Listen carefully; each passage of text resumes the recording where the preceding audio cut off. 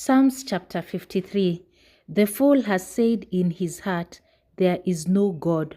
They are corrupt and have done abominable iniquity. There is none who does good. God looks down from heaven upon the children of men to see if there are any who understand, who seek God. Every one of them has turned aside. They have together become corrupt. There is none who does good.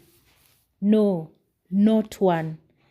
Have the workers of iniquity no knowledge, who eat up my people as they eat bread, and do not call upon God? There they are in great fear, where no fear was, for God has scattered the bones of him who encompasses against you. You have put them to shame, because God has despised them. Oh, that the salvation of Israel would come out of Zion. When God brings back the captivity of his people, let Jacob rejoice and Israel be glad.